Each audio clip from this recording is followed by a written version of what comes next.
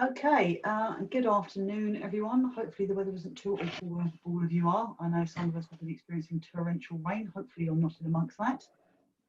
This afternoon we are with Henry Hathaway, who's going to be talking to us about COVID-19 versus adjudication. So without further ado, what I will do is hand over to Henry. As usual, if you can chuck any questions onto the Q&A facility in your bottom toolbar there, and Henry will do his best to answer these for you at the end of the session. So Henry, take it away, please.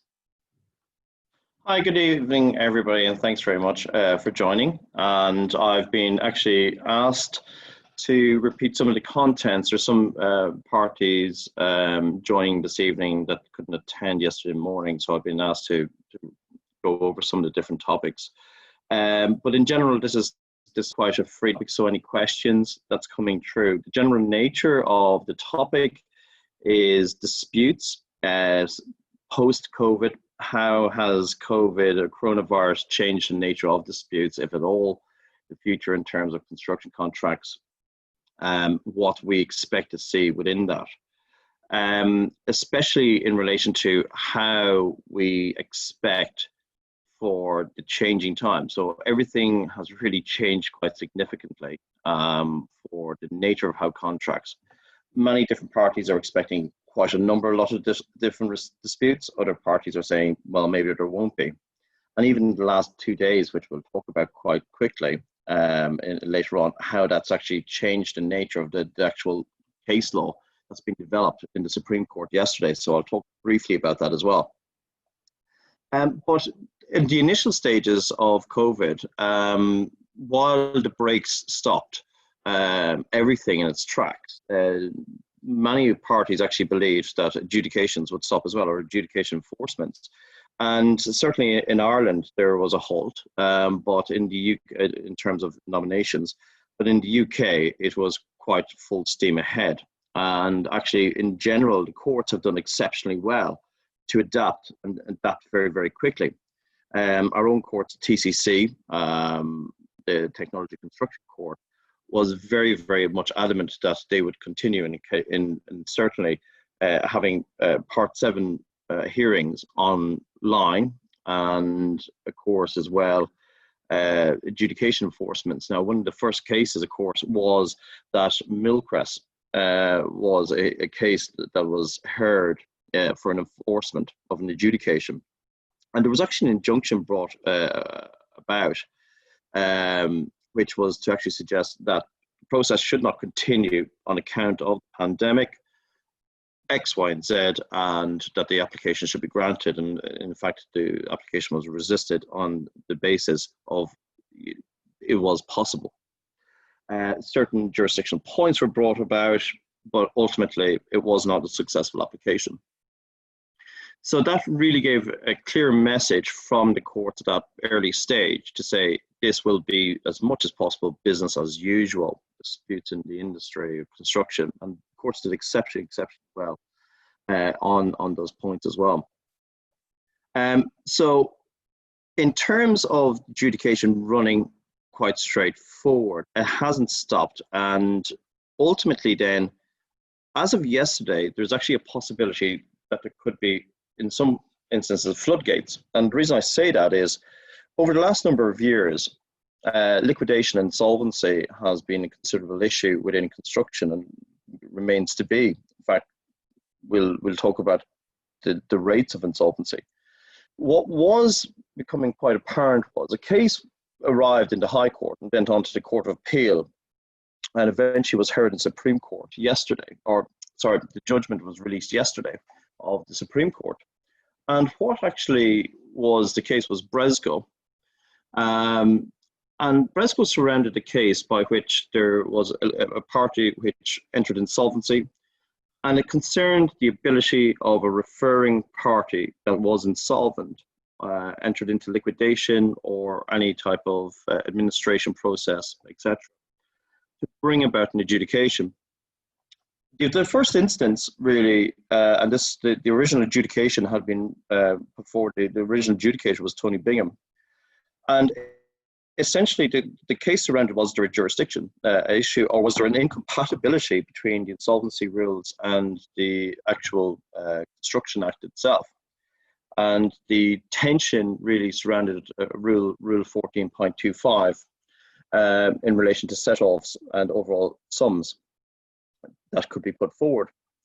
Now, this actually became quite a point of contention. It actually ended up in the Court of Appeal, and one of the judges, Lord Justice Coulson, who was very, very aware of construction, and he's very aware of the pragmatic nature of construction and contracts and disputes, actually set out numerous different reasons why it was, in fact, an act of futility, was the words, for it to be allowed of a party in liquidation. And one of those reasons really was that adjudication has always been seen as pay now, litigate later, and it's not the final act. Parties are not prejudiced by way that they can always, at all times, refer it onto Part 7 procedures, and have it ultimately determined finally by a tribunal or a court. And that was what was being maintained. So ultimately, it would be only in exceptional circumstances, and that was Court of Appeal.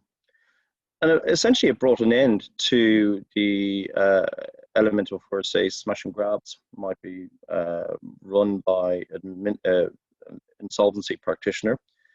Insolvency practitioners were actually quite unhappy with the whole run of how it would go forward. The only exception really was a CVA, where parties would enter into a CVA. Now, of course, the Supreme Court released a judgment, and they actually allowed the appeal. So inherently, they said adjudication is a very effective process. It is a process that simply does resolve a lot of disputes. It should be seen as a dispute resolution procedure. It is not as simple as pay now, litigate later. It is actually very effective in resolving disputes, on account really of how many end up being the final position without parties having to enter on into further dispute resolution like litigation. And essentially, they have opened up the possibility and most likely probability of liquidator or companies in liquidation bringing about claims. So if a company goes into liquidation, and it is the duty of the liquidators to compile or retrieve the sums of debtors, and essentially pari passu, for the benefit of all the creditors, retain those sums to the best extent that they can. So adjudication in construction is seen as a very much an element that would be forthcoming. It certainly has not occurred in the last number of years. Remember, these are cases that goes back to 2016. So we've had a period of time, obviously, but what we can now see is that a plethora of potential adjudications that would run on those points. So any interactions with, say, parties that have been in liquidation or relationships like that, it's something to be very, very aware of, where a claimant or referring party in liquidation would be taking a further action. So in construction law terms, yesterday would have been quite a lot of excitement, and there certainly has been a lot of papers issued currently on that as well. But in terms of bringing naturally, the question then goes further. The Supreme Court really was looking at adjudication as being a very effective means. And of course, there's no doubt about it, that if you look at the amount of adjudications that are actually run, how many do actually enter into the courts through Part 7 procedures afterwards is actually exceptionally low. So most parties, for quite a large extent, really do look towards adjudication as being a final element, maybe enforcing a decision. So enforcing a decision, as we know, will give you right to look towards a jurisdictional matter as a matter of natural justice, a breach of natural justice, which are fundamentally the two different elements. And there's very specific rules to plead those. And the courts have been very, very clear that unless you meet the tests on those accounts, generally adjudicators' decisions will be enforced. And the parties do retain that right, of course, to go into Part 7 proceedings in any event. But it is seen as that mechanism. Now we have to look at the expense as well. Costs being recovered. We're now looking at adjudication being very, very, marginally expensive. We see actually that arbitration, of course, is making quite a comeback. And there's certainly been a lot of rooting for arbitration. Arbitration, of course, does provide that legally binding decision in that respect, and it's under the Arbitration Act 96. So there's many different benefits of arbitration, and we can actually see it's the cost element, but as the increase in terms of the cost against adjudication and how people value or what their breakpoints are, there have been the trials in relation to values over certain amounts, and certainly there are entities with fixed fees on that. But the real question then lies as to how it actually arrives at that event. For those who expect that the background to COVID and coronavirus of how it will affect numerous amounts of adjudication and the elements of how adjudication will become very, very regular on the back of the recent events, the first question really has to be asked of how it actually gets to that stage. And realistically, do parties in all eventuality enter into adjudication perhaps very quickly or far too quickly in some instances, and the necessary preparation? I say that with good reason. Even as a lawyer, I've certainly been running quite a number of cases through the pre-action protocol, which is a very effective way for parties actually to seek to resolve. Certainly in terms of expense, it's no greater odds or difference than the fact it can be run very, very effectively. The point being that it does end up in both parties reaching a meeting under the protocol.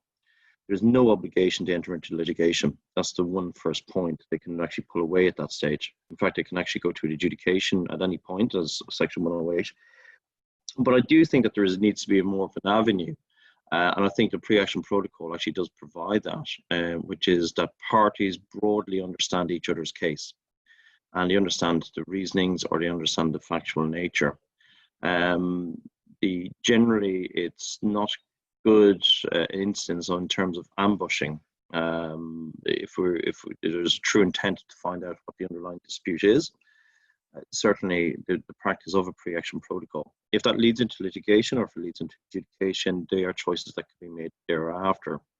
But certainly it is a great opportunity. But turning the meeting that has to be held under pre-action protocol, there's nothing to stop the parties mediating at any time.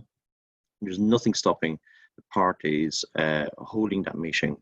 So in terms of why we think and why do I talk in such a manner, resolution of disputes, if it does get to a dispute resolution point, really will come down to very, very good skills in negotiation and understanding not only your own case, but the case of the other side, the other party.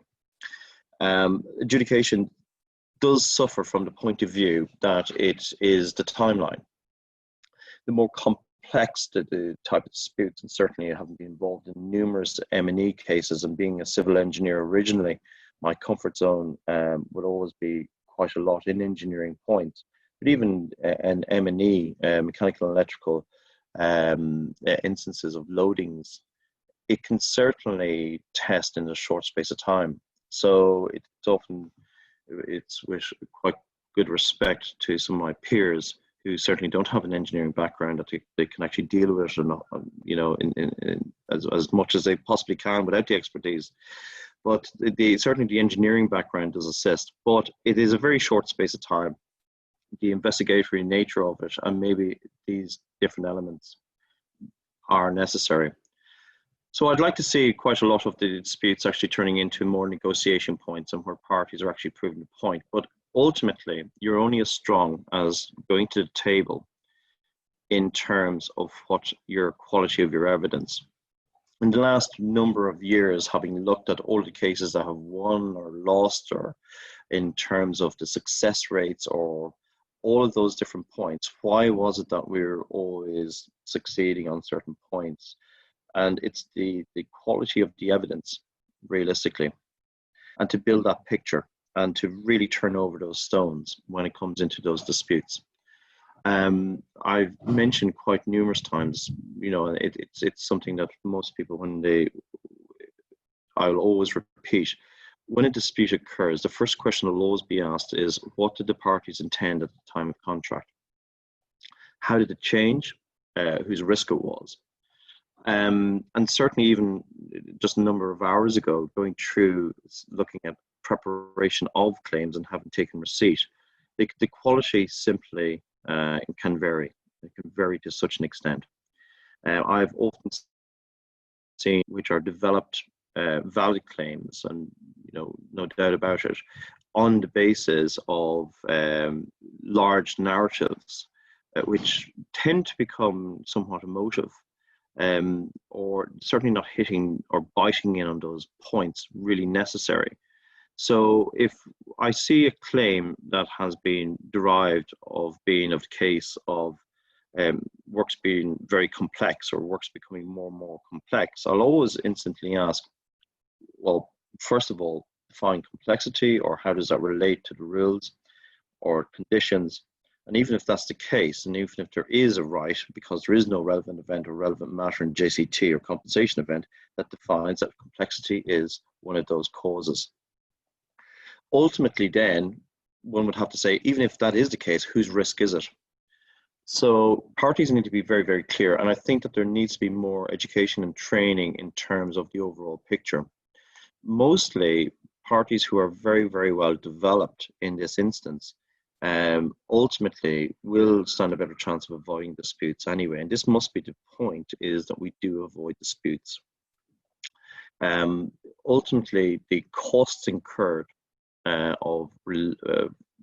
retrospectively dealing with claims, especially large claims, or claims with the merits really do need to be examined again and again, and building the evidence and ensuring that the evidence supports the claim, can become very, very time consuming. We're going into an environment now of, and certainly having spent, like, you know, most of the years in terms of coming out of the last recession, we expect to go into a recession that most people and most economists, that if we were to believe everything, will be a very deep one. It will be quite a deep recession. What companies can't particularly afford is the expenditure of resource and dealing with disputes. This is an industry, as I was mentioning, 3,077 cases of insolvency of construction companies alone up until the end of March, 31st of March, and the end of that reporting quarter, as per the Gazette, London Gazette. That's a frightful figure. It's one of the highest in all of industries across the board. It's a remarkable size, and it's far, far too great for the type of industry.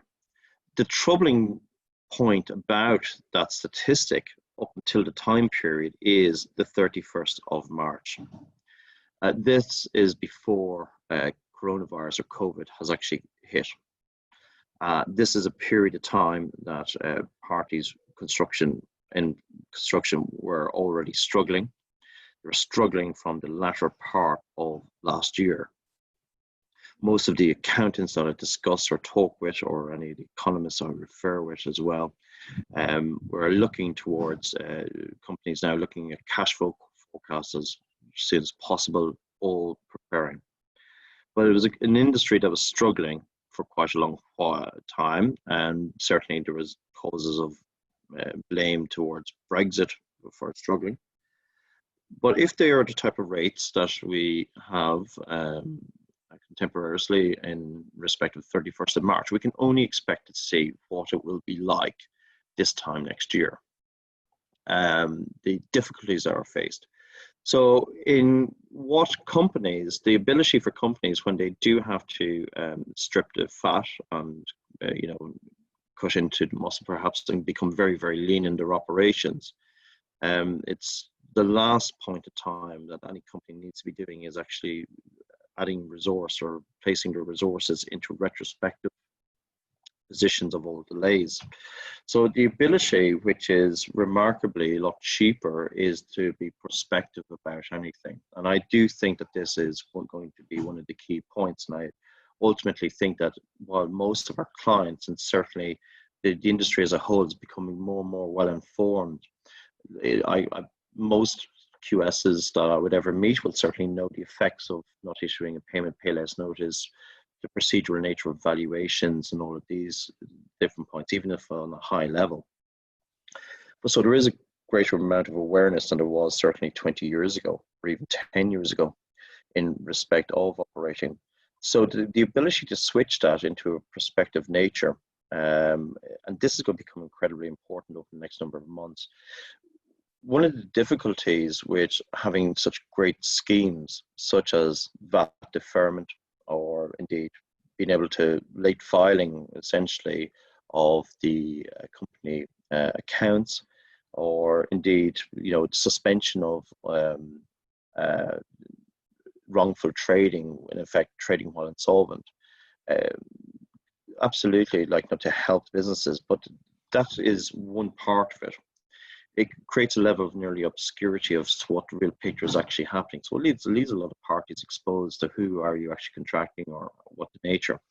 But that tsunami of amounts of sums that become due, remember VAT, for example, it's not a write-off. None of these different points, they're deferred payments.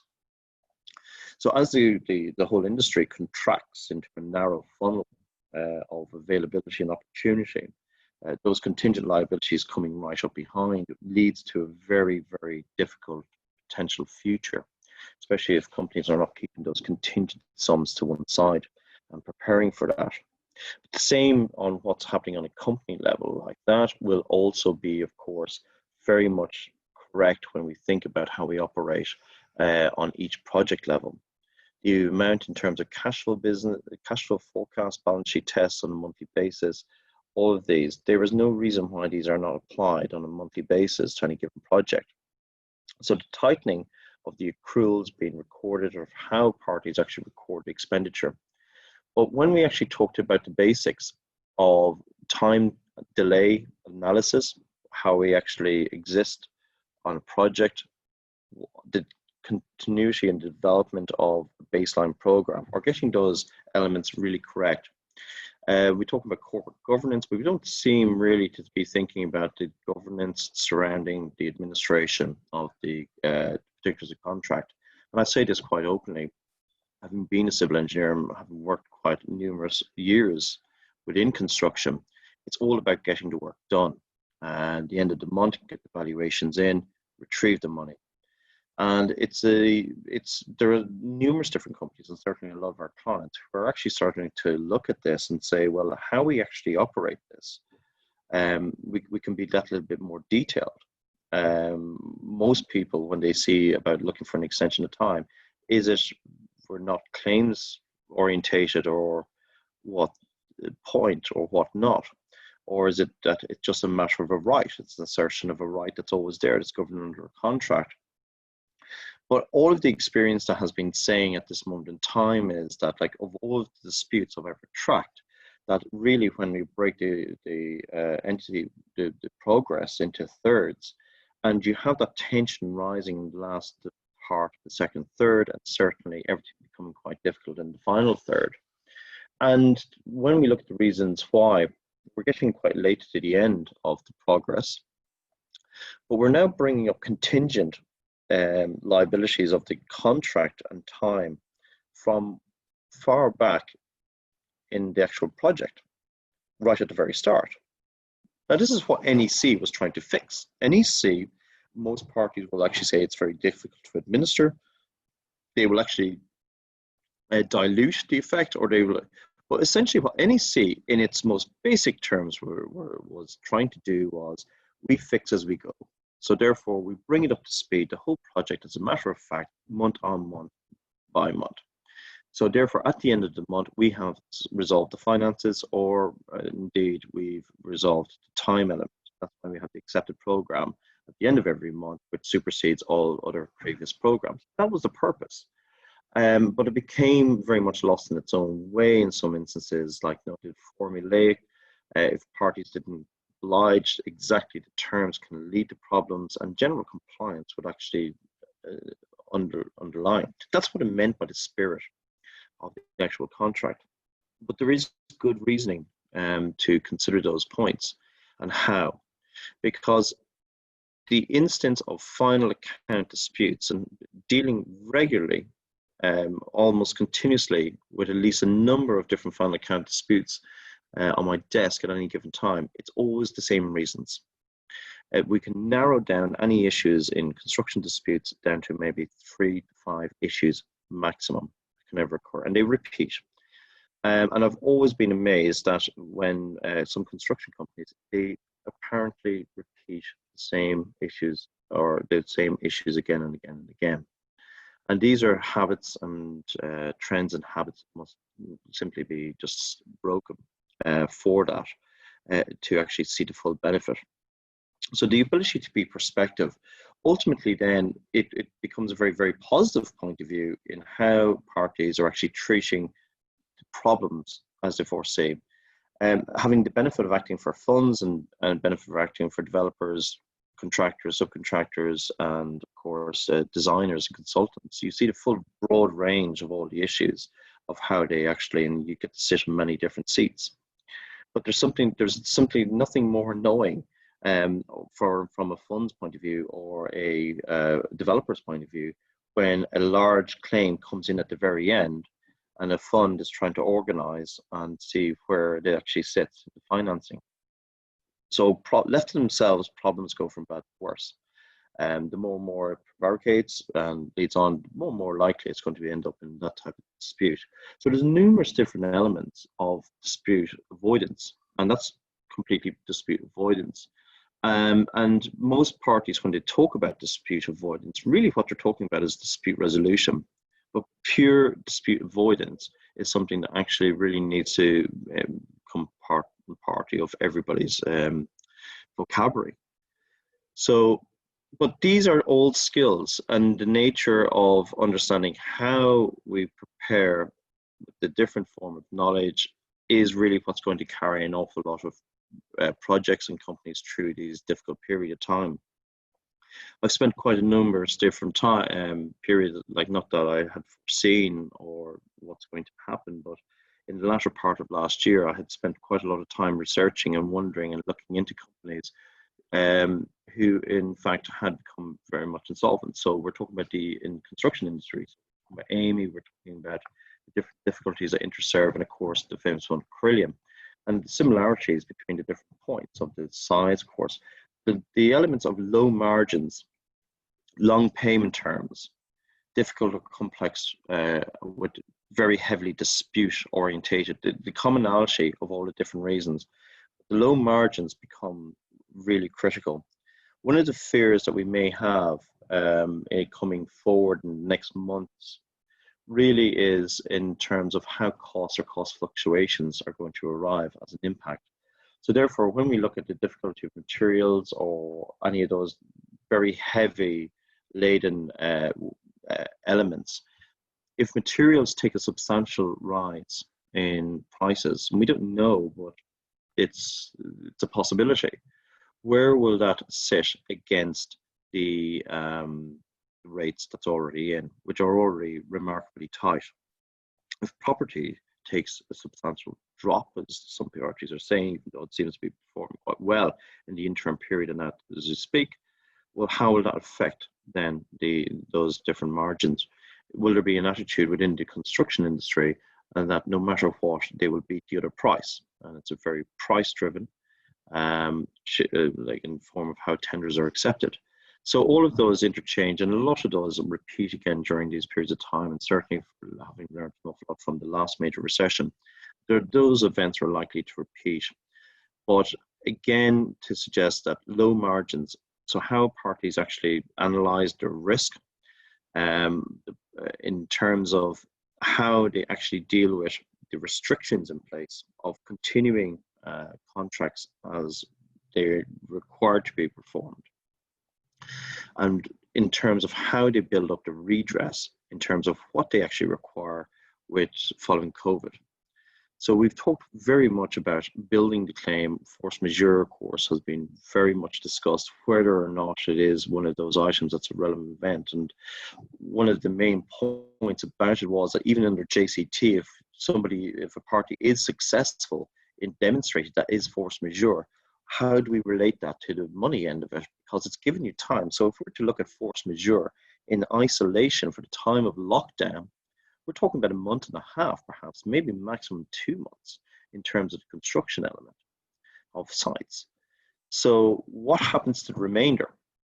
How does the causation or the effect of that lead then to the loss? And we're dealing now in one of the most difficult areas of construction law to prove, which is disruption.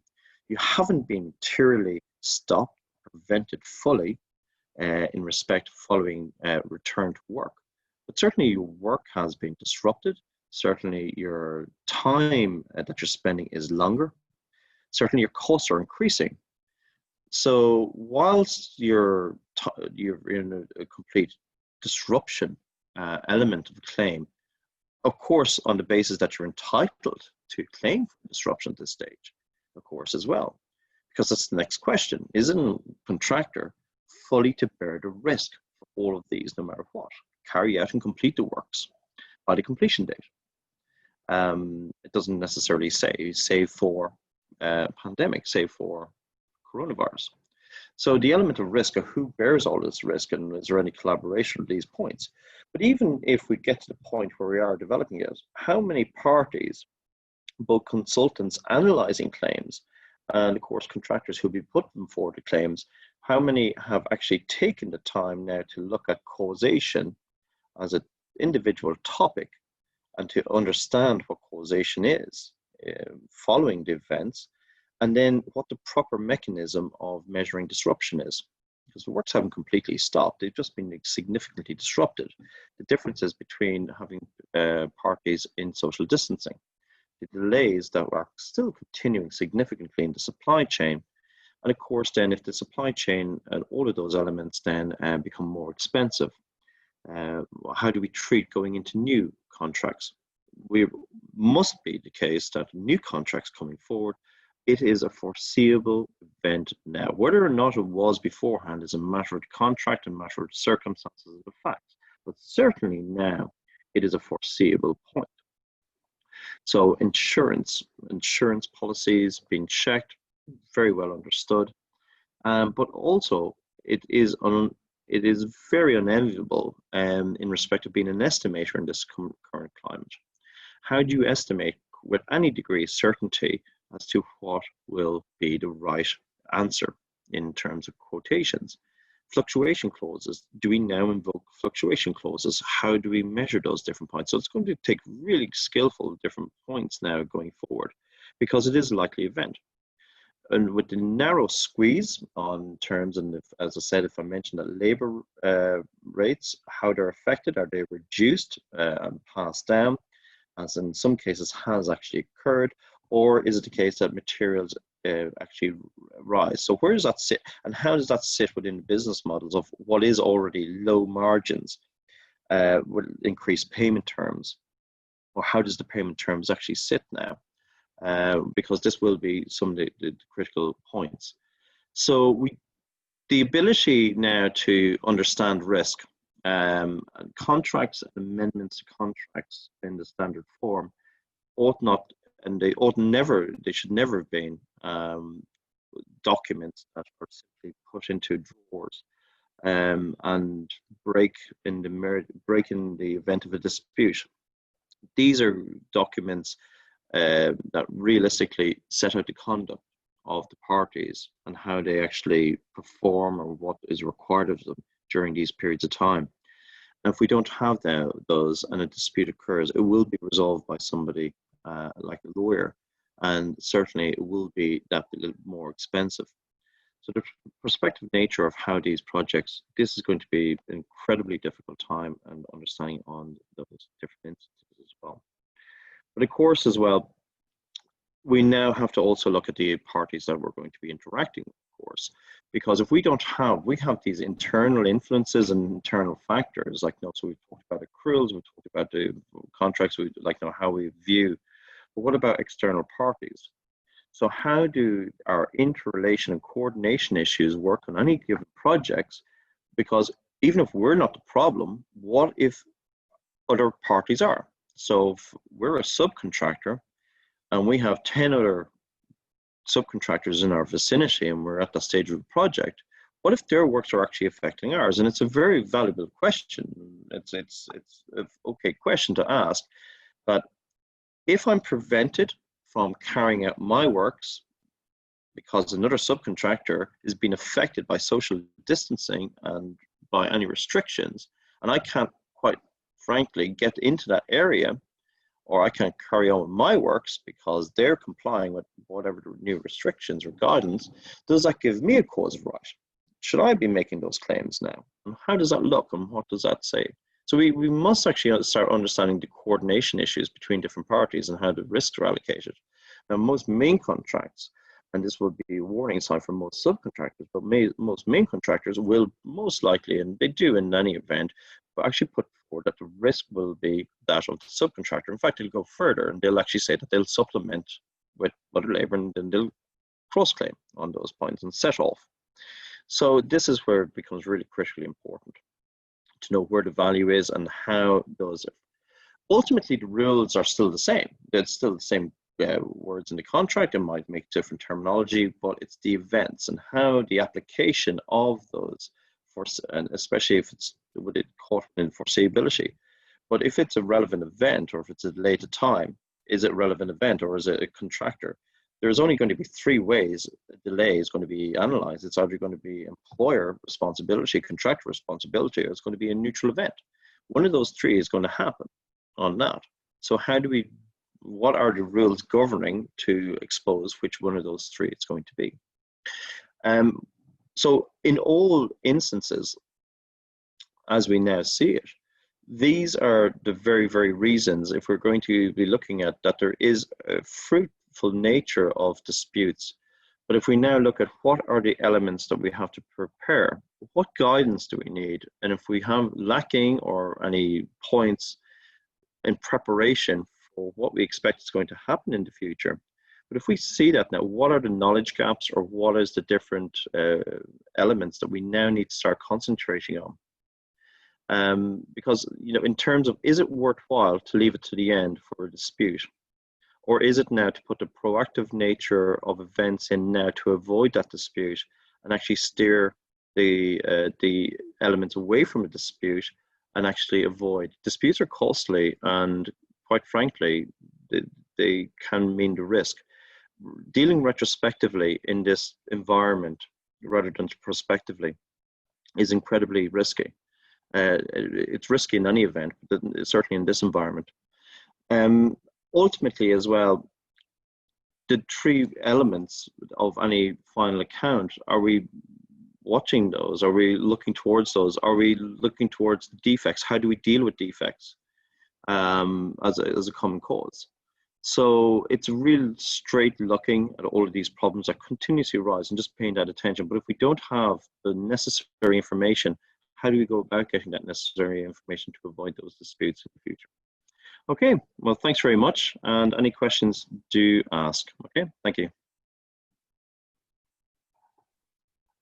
Okay, does anyone have any questions on this topic for Henry? I know it's quite a nebulous kind of a topic. It's very changeable at the moment as well.